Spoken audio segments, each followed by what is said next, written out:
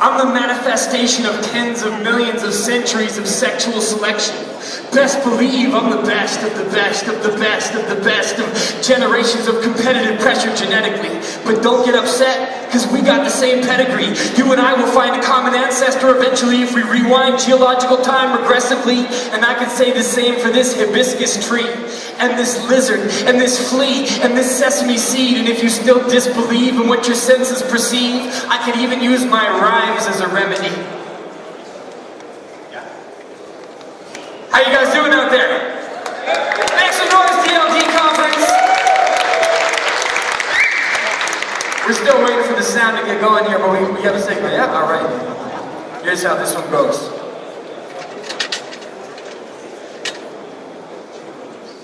The first man on this planet to translate his amazement at the wonder of life into a way to explain it was Charles Darwin.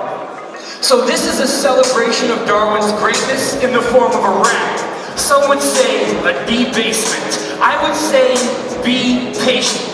Okay, so how do you go from amoebas to rappers? You open the origin of species and you read its chapters. You're gonna find about the impact of people's actions on farm animals. Ducks, cows, dogs, domestic crops. You know, they had wild ancestors, but somehow they went soft. Kind of like underground rappers going pop.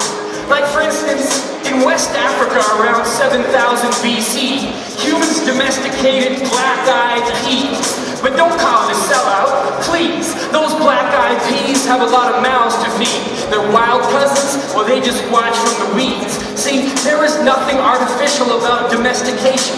Ant colonies keep domestic aphids. It's an arrangement where one hand washes the other. We protect the cow, and the cow offers the udder. And that's how we get a mouthful of butter. But in the wild, that cow is just not gonna cut it. But think about it for a second.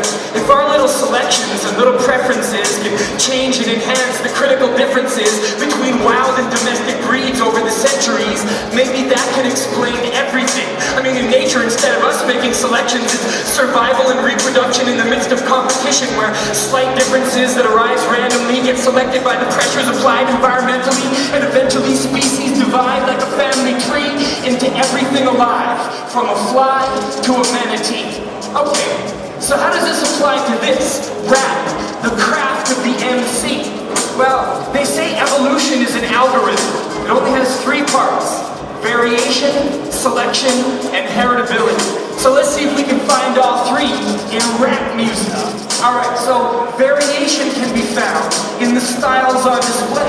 I mean, rappers all have different techniques when they're on stage, and the results can be seen in the audience's face. Like for instance, at this moment, you guys all look amazed.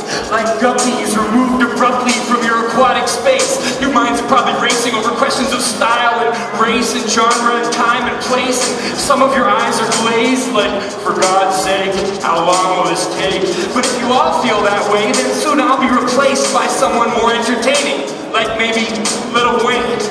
Then again, if enough people just like you choose to plant my seed, you might turn me into a black-eyed pea. See, you're like ancient breeders. You're rearranging the features of a species of sheep. You're increasing the sweetness of your peaches every season when you choose to seed it or to feed it or to breed it or to weed it out and delete it because you just don't see it as needed. The preferences in question could be for bigger chicken breasts or widths with a thinner midsection, or it could be an inner predilection to pick the best in any mixed collection. They call that artificial selection. People, you are like farmers. That's how it is. You can't opt out of it. You have no choice but to make choices. You're helpless. It's kind of like the rap version of the doctrine of Malthus. Thomas Malthus on population. It goes like this. It's a simple algorithm. 1, 2, 3. Too many MCs, not enough mics. See? That's the proportion of hungry mouths. That's the too many MCs compared to food resources in the form of captive audiences, which is the not enough mics. Because crowds of 2 or more will always be at least half as common as performers, right? I mean, there's too many MCs. Can you guys see the mathematical problem? It creates a little shortage. Now there's not enough mics. But survival on stage, that's a non-random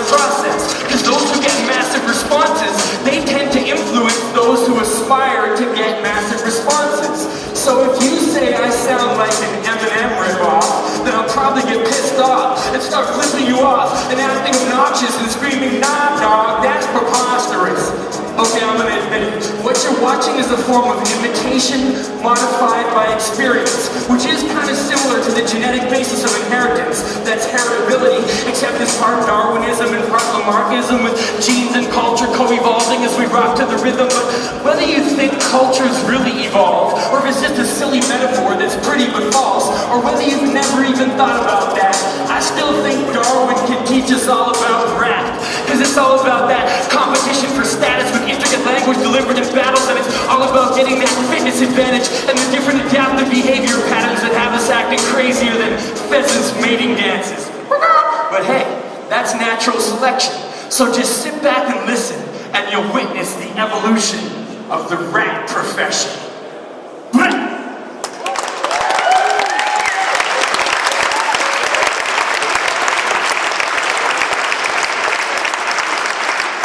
The patterns that I'm here to talk about that I see connecting are between hip-hop culture and Darwin's theory of evolution by natural selection. One of the deepest connections between them is the concept of Afrocentricity. So here we have Dead Prez, one of the main Afrocentric rappers, and they have a song, it's a classic, it's called "I'm a African." Of course, when they wrote the song "I'm a African," they were not writing about evolution, they were writing about revolution. They perform this song in nightclubs, basically places that look exactly the opposite of where we are right now. And when they do it, they do a call and response thing with the crowd. They go, "Yo, I'm an African!" And the crowd goes back, "I'm an African!" And if you look real close, you'll see the crowd's full of white kids, Asian kids, Hispanic people, Jewish people, multiracial. Of course, this is deeply ironic because Darwin teaches us that all human beings alive on the planet today have ancestors that lived in Africa. We are all African under the skin, right? You only have to go back about 60,000 years before we all have ancestors there. So really, Dead Prez, they were attempting to write a politically and racially exclusive rap song, but they unintentionally wrote the most inclusive song ever written in history. So what we're gonna do is we're gonna treat this like a folk song from the homelands, all of us African expats in the house, and we're gonna sing it together today. Some of you look a little tense. That's alright, just think of this as a social experiment. I'll start it off, alright? I'm gonna say, "I'm an African!" And when I say it, part of your brain is inevitably gonna go, "Oh my god, he's clearly white, that's totally wrong." But another part of your brain is gonna go, "Wait a minute, he does have a point." And that second part's gonna overcome, that's the rational part. And then you're gonna shout, "I'm an African!" back to me with just as much zeal, because you're gonna feel it deep in your DNA. Alright? Let's try this out.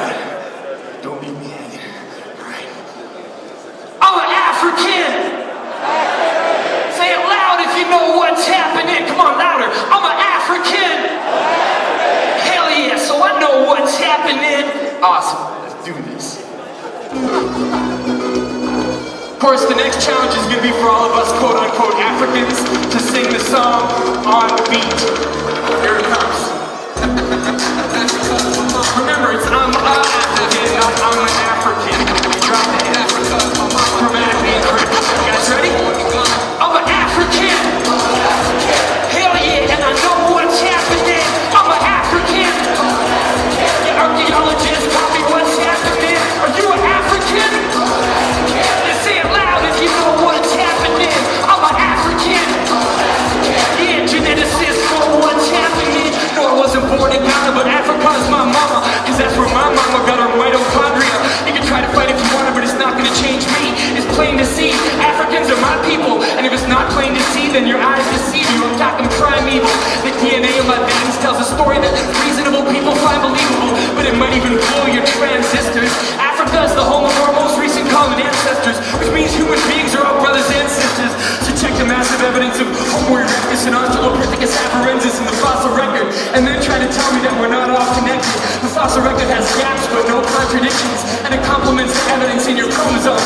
So I came to let you know about your ancestral home. I'm an African. Oh yeah, so you know what's happening. I'm an African. So say it loud if you know what's happening. Are you an African? Yeah, geneticists, tell me what's happening. I'm an African. Archaeologists know what's happening, and every human on this planet is African. So everybody needs to know what's happening. Spread the word.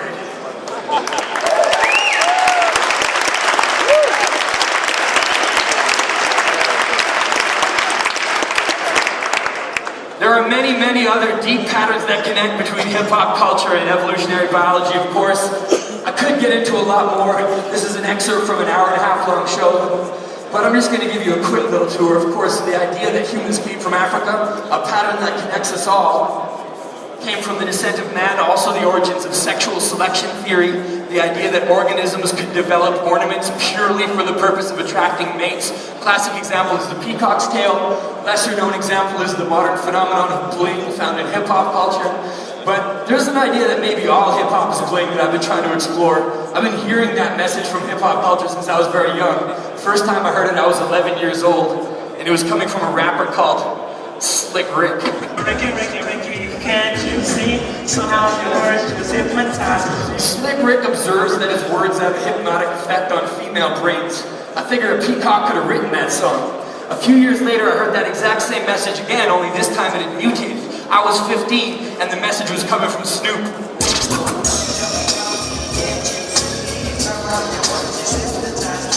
I detect a pattern. Of course, the notorious B.I.G. did his own version of that song, and I did a remix of it as well, but I'm not going to get into all this. You can find videos based on the Rap Guide to Evolution online, and you can check us out as well. We got one final piece to share with you tonight. It's called Performance Feedback Revision. So when I first started writing these evolution raps, a couple of years ago, early drafts of the lyrics were not this complex. Early drafts were simple. They started out kind of like this. Yo, the origin of species ain't no feces, dog, believe me. What? That was all I could think of. So then I was like, wow, these lyrics really need to be rewritten. And sometimes people ask me, how does the show get written? Like this, performance, feedback, vision. And how do I generally develop my lyricism? Like this, performance, feedback, revision. And how do human beings ever learn to do anything? Same way, performance, feedback, revision. And evolution is really just kind of an algorithm that goes like this, performance, feedback, revision. So the genetic code of every living thing was also written like this, performance, feedback, revision. See, the genes are like a text with 100,000 pages, and the revisions occur in the little random changes that come from mutations. And when they see the light, well, that's the performance, that's the phenotype. And then natural selection, well, that's the feedback side. That's about who survives and whose genes catch rides in the next generation. Yes, what I'm saying is that a rap performance like this is the best illustration for the way that descent with modification works.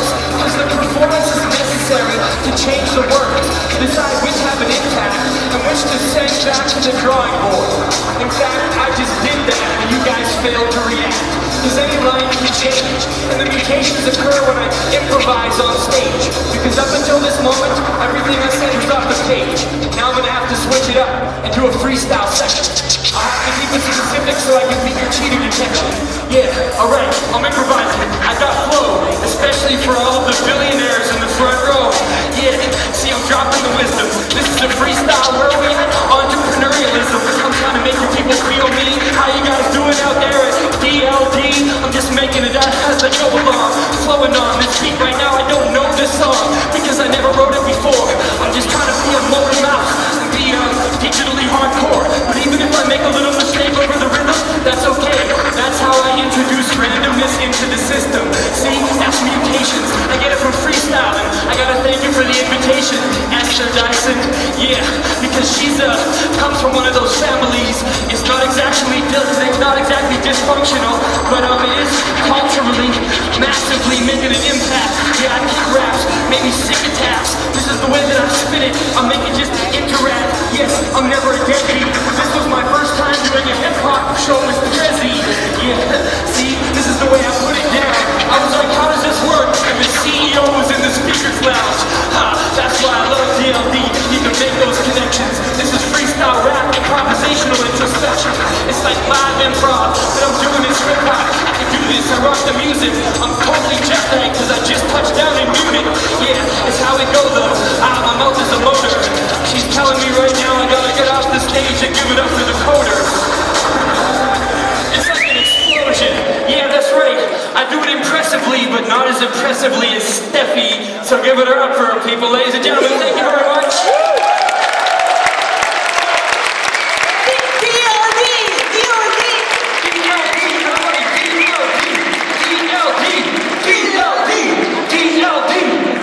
Good. A little injection of rap never hurt anybody. Thank you guys so much. One time for Mr. Simmons on the turntables.